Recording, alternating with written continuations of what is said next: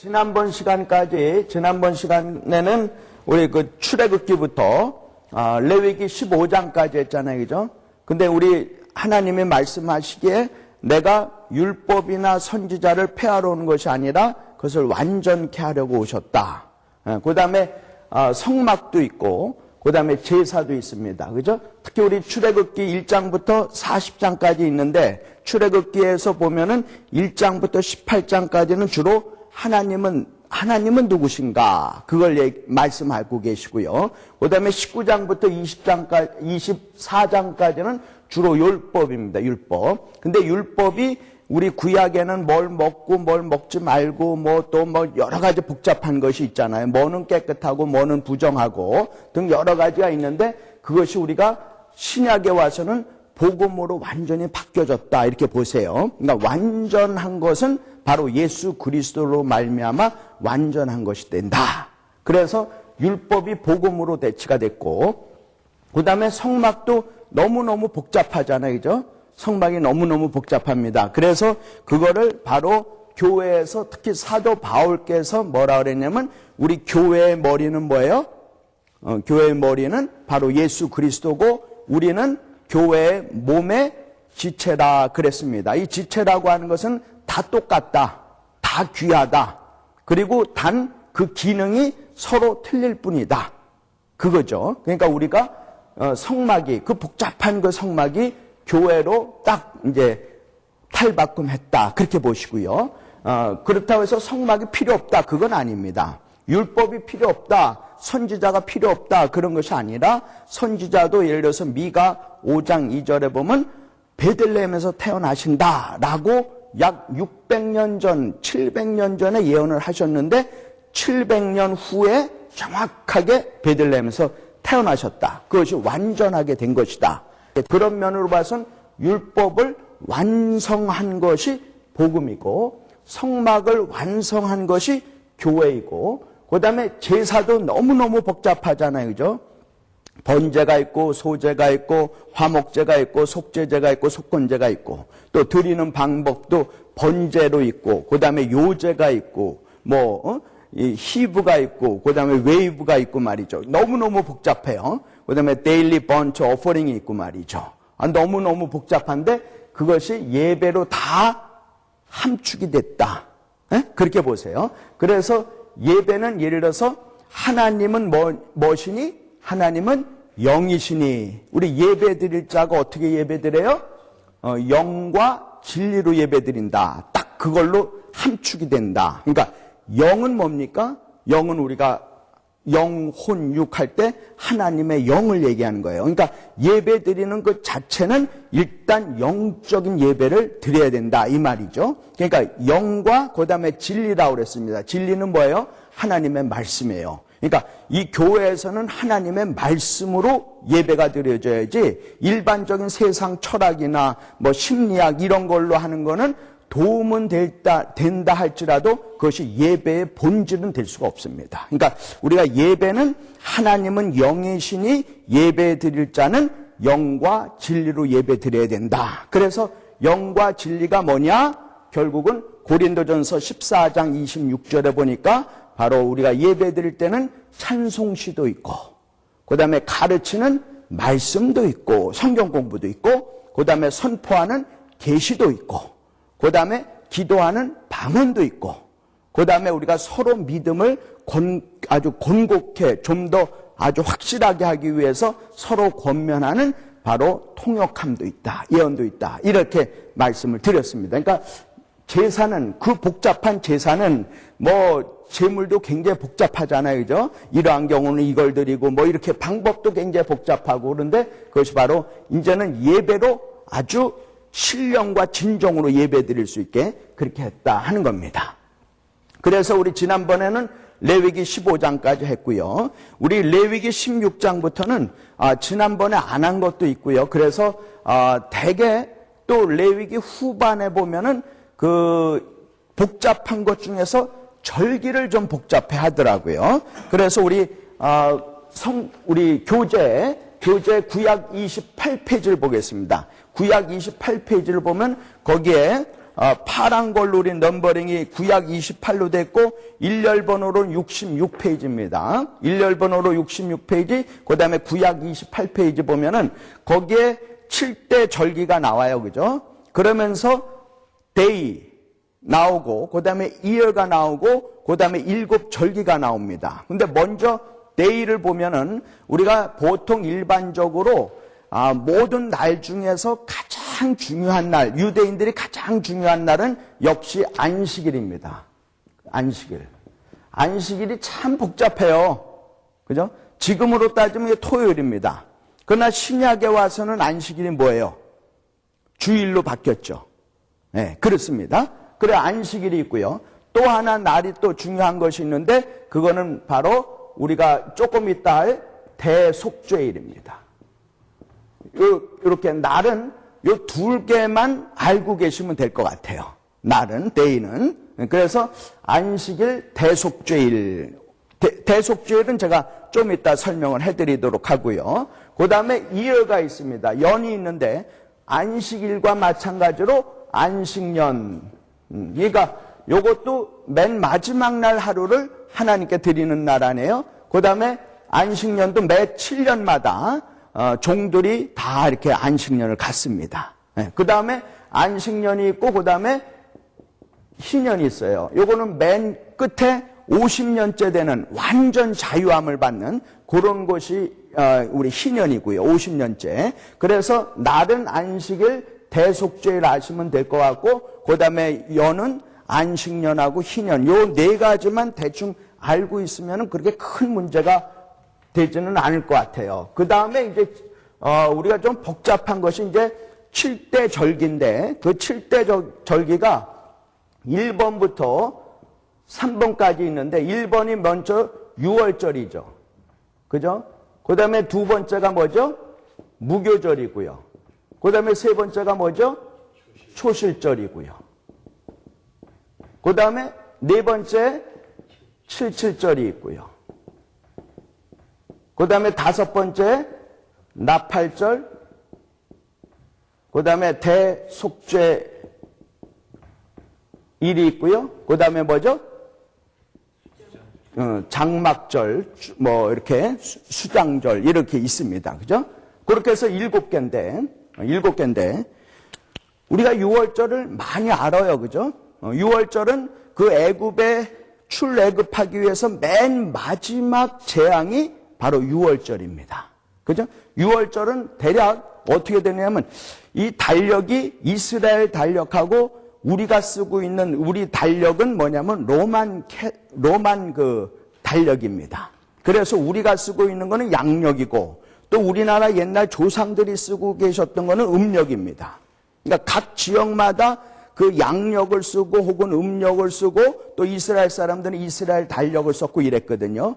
근데 그게 조금씩 틀려요. 그래서 이 6월절은 일단 어떻게 쓰게 되느냐면 그 이스라엘 사람들 달력으로 첫 달 아비벌이라고 합니다. 아비벌. 근데 바벨론의 포로에서 돌아오고 난 다음에 아비벌이 뭘로 됐냐면 니산월로 됐어요. 하여간 아비벌이라고 하는 첫째 달 1월 10일 날 흠없고 점없는 숫 양을 하나 딱 고릅니다.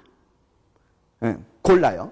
그래서 1월 14일 날, 그러니까 1월 14일 날 그 양을 죽입니다. 그리고 피는 그 문에 좌우 임방하고 문설주에다가 그걸 발라요. 우슬초로 바릅니다. 그리고 고기는 구워서 안에 들어가서 머리부터 정강이까지 발끝까지 다 먹는데 그 고기는 내장까지도 다 먹게 돼 있어요. 그러다 보면은 죽음의 사자가 집을 이렇게 오다가 그 피를 보고 죽음의 사자가 건너뛴다 해서 유월이라고 그랬고 6월, 그러니까 6월 7월이 아니라 6월 건너뛴다 해서 6월이고 그 다음에 영어로는 그렇기 때문에 패스오버라고 그럽니다. 패스오버예요. 그러니까 건너뛴다. 그 문에 발려져 있는 피를 보고 죽음의 사자가 들어가지 아니하고 건너뛴다. 그래서 유월이라고 그랬고요.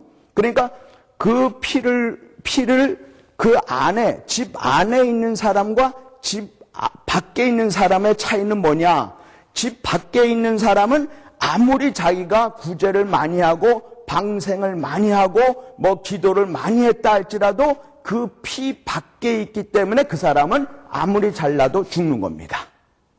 그러나 그 문 안에, 집 안에 들어가 있는 사람은 죄인이라 할지라도 하나님께서 그 피를 보시고 건너뛰는 겁니다. 죽음이 임할 수가 없어요. 그래서 이거는 피를 중심으로 해서 집 밖에, 집 안을 구분하는 그런 역할을 한다. 그렇게도 볼 수가 있죠. 그래서 1월 14일 날 그 양을 잡아갖고 고기를 가지고 들어가서 먹는데 머리부터 발끝까지 다 먹게 돼 있습니다. 이 얘기는 뭐냐면 그 말씀이라고 그랬어요. 고기는 하나님의 그 신령한 양식이거든요. 그 양식을 먹는 우리는, 하나님의 말씀을 먹는 우리는, 요 말씀은 내가 보기에 나한테 적당하니까 내가 먹고, 요거는 나하고 별 볼 일 없구나 해서 내가 뱉어버리고 그러라고 하는 것이 아니란 말이에요. 그러니까 우리가 하나님의 말씀을 받을 때에는 머리부터 발끝까지,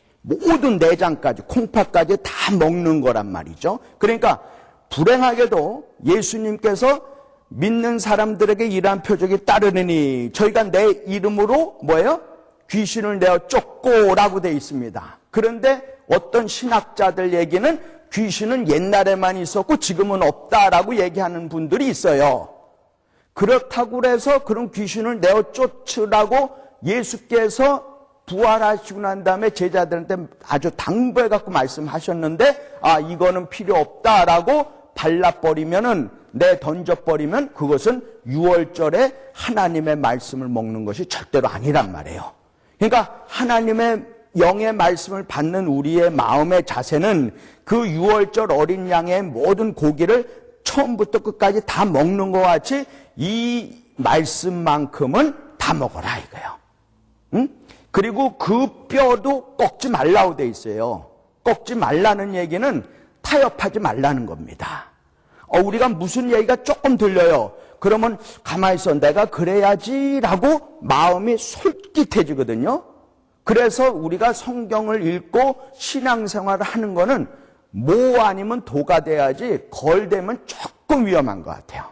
우리의 신앙생활은 찰려면 뜨거우려면 뜨고 찰려면 차야지 미지근하면 안 된다고 그랬어요. 그러니까 우리 신앙생활은 아주 뜨거워야 됩니다. 우리 신앙생활은 뭐가 되어야 돼요? 우리 신앙생이 절대로 꺾이면 안 됩니다. 그러니까 뼈를 꺾지 말라고 그랬어요. 그리고 예수님이 십자가에서 못 박혀 죽으시고 난 다음에도 로마 병정이 그 뼈를 꺾지는 않았습니다. 그와 같이 타협은 있을 수 없다 하는 얘기입니다. 그러니까 그 다음에 먹을 때 보면 쓴 나물도 한꺼번에 같이 먹어라 그랬습니다. 그러니까 과거에 내가 참 고통받았던 거 이거를 아주 교훈 삼어라 이 말씀이죠. 그리고 먹는 우리의 자세는 어떻게 하냐? 허리에다가 띠를 띄우고 그 다음에 지팡이를 들고 신발을 신고 이제 금방 나올 준비를 하면서 하라는 거예요. 그러니까 그 얘기는 뭐냐면 보라 구원의 날이 언제예요? 보라 지금 구원받을 만한 때요. 보라 지금 은혜 받을 만한 때라고 그랬죠. 구원은 내가 내일 받겠다 그러면 안 된다 이 말이죠. 은혜도 내가 내일 받겠다 그러면 안 된다 이 말이죠. 그러니까 구원은 바로 지금 받아야 되고 내가 내일 교회 다니지 그거 모릅니다. 내가 내일 예수 믿지 그거 모르는 거예요. 그러니까 우리가 구원받고 은혜 받는 거는 바로 지금 해라. 그러니까 지팡이를 들고 띠를 띠고 신발 신고 완전히 그냥 지금 당장 하란 말이죠. 그리고 말씀은 처음부터 끝까지 다 먹고요. 그 다음에 쓴 말씀도 쓴 나물도 먹고요. 그 다음에 그걸 꺾지 말고 절대로 타협하지 말고 그런 것이 바로 그 유월절 어린 양의 그 고기를 먹는 그 방법입니다. 근데 이 유월절이 지금은 무슨 날로 변했느냐면 이것이 바로 부활주일로 바뀌었습니다. 부활주일로. 그래서 지금 부활주일을 어떻게 정하느냐? 이제 이 정하는 예의가 나온 거예요. 그래서 이제 이때 보니까 6월절이 대개 1월 달이 지금으로 따지면 3월이더라 이렇게 된 겁니다. 이스라엘의 그 아비벌이 지금의 3월 달입니다. 그리고 여기 보면은 1월 14일이니까 대략적으로 이것이 음력 보름으로 보아지면 됩니다. 음력 보름. 음력 보름이에요. 양력이 아니라. 그래서 3월이니까 그 다음에 우리가 믿는 사람들이 그렇게 결정을 한 겁니다. 부활주의를 어떻게 결정을 했느냐면 춘분을 지나고, 자, 춘분이 몇 월 며칠이에요? 양력으로? 3월 21일이죠. 이거 못 외우세요? 그러면 우리 춘하, 추동 하잖아요? 하지는 몇 월 며칠이에요? 6월 22일. 그 다음에 추분은? 9월? 네? 다 나오겠네. 9월 23일입니다. 네, 그 다음에 동지는요? 12월 22일이에요. 이거 어떻게 외우시느냐? 간단합니다.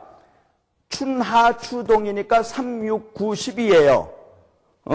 요때가 낮의 길이가 제일 길다 그러고, 요때가 밤의 길이가 제일 길다 그러죠. 그죠? 그래서 21일, 22일, 23일 하고 난 다음에 요거 에버리지로 하면 22일이에요. 저는 그렇게 외웠습니다. 그래서 입춘, 우수, 경치, 춘분, 청명, 고구, 입하, 소만, 망종, 하지, 소서, 대서, 입추, 초서, 백로, 추분, 한로, 상강, 입동, 소설, 대설, 동지, 소환, 대안에서 24절기가 그렇게 나온 거예요. 네, 제가 국민학교 때 필요 없는 걸 너무 공부를 많이 했습니다. 네, 공부를 잘할 때 해야 되는데 하지 않았을 때 그래갖고 그래요. 하여간 춘분이 지나고, 그러니까 3월 21일이 지나고, 지금 부활주의를 6월절이 지금 신약에 와서 부활주일인데 부활주의를 어떻게 우리가 정했느냐? 3월 21일 즉 춘분이 지나고 그 다음에 보름, 음력 보름입니다.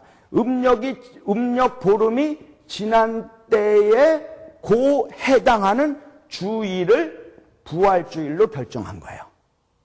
그래서 요번에 올해가 어떻게 되느냐면 3월 21일 춘분에서 음력 보름이 언제냐면 요번에 4월 17일이에요.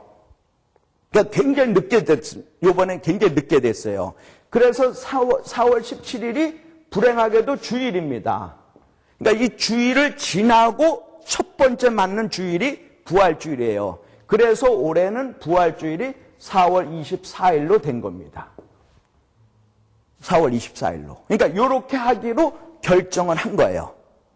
그게 바로 6월절이에요. 패스오버입니다. 그 피를 보고 하나님의 죽음의 사자가 안에 들어가지 못하고 밖으로 계속 돌아다니는 거예요. 그래서 그게 6월절이고요. 그 다음에 6월절하고 또 같은 절기가 뭐가 있느냐면 6월절이 끝나고 그 다음 날부터 일주일 동안 행해지는 것이 무교절입니다. 그러니까 같은 거예요. 같은 거. 그러니까 어디에서는 무교절, 어디에서는 6월절 이렇게 얘기하거든요. 무교절이라는 건 말 그대로 무는 없다라는 것이고 교는 뭐냐면 누룩이 없는 겁니다.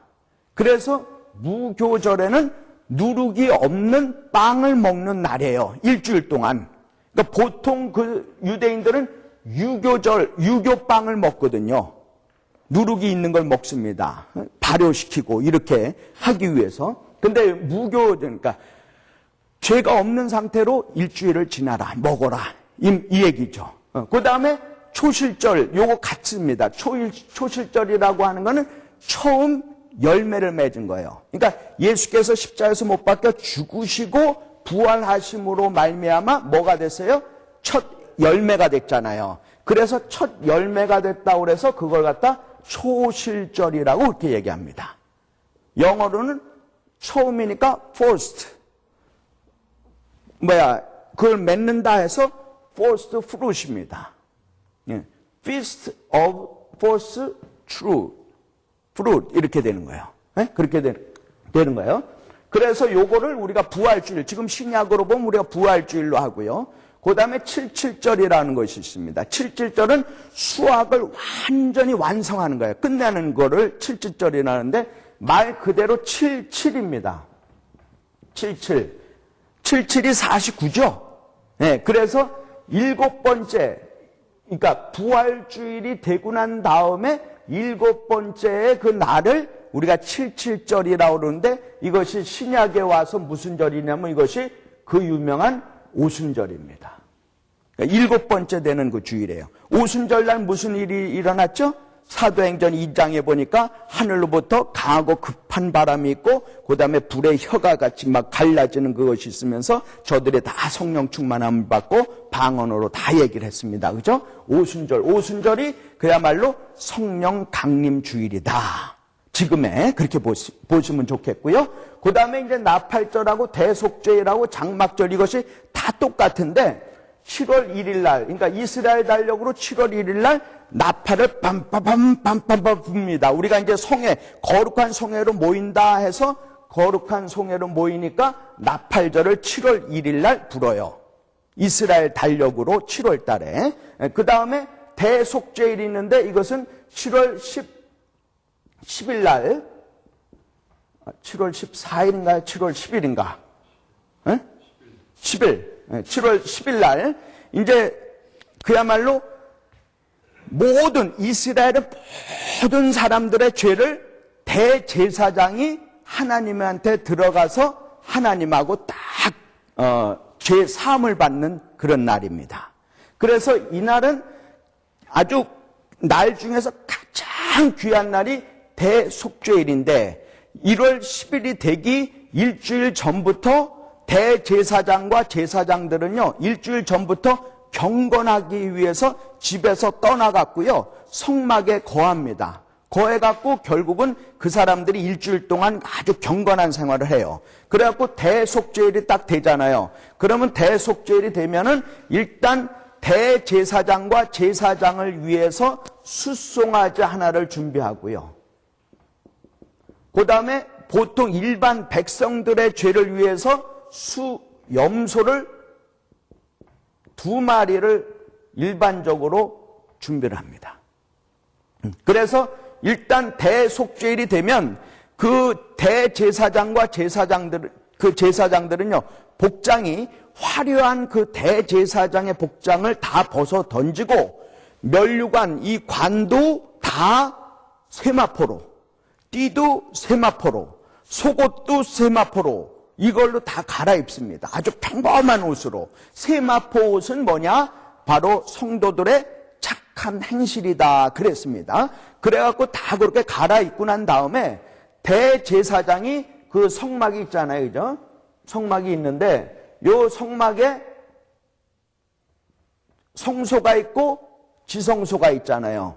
지성소 안으로 1년에 7월 10일 날 하루만 지성소 안으로 들어가게 돼 있습니다. 그 날이 바로 대속죄일이에요. 모든 죄를 굉장히 아주 다 청산한다 해서 큰 대속죄일이에요. 그래갖고 맨 처음에 대제사장이 이제 여기 있는 향이 있잖아요. 향이 뭐라 그랬어요? 성도들의 기도라고 그랬어요. 지난주에 다 했지만 잊어먹는 게 은사를 받으셔서 잊어먹으니까 너무 제가 보기엔 할렐루야예요. 그래갖고 그 계시록에 있죠. 5장 8절하고 8장 3절에 있습니다. 계시록. 성도 이 대제사장이 이 향을 가지고 이 지성소 안에 딱 들어갑니다. 그러니까 복장 다 바꾸고 그 전에 경건한 생활 하고요. 그 딱 들어가요. 들어가서 그 향을 지성소 안에 가득 채웁니다. 이 가득 채우지 못하면은 절대로 나올 수가 없어요. 그런데 우리 기도가 하나님 앞에 어떻게 해야 되느냐? 아주 가득 차야 된다는 거예요.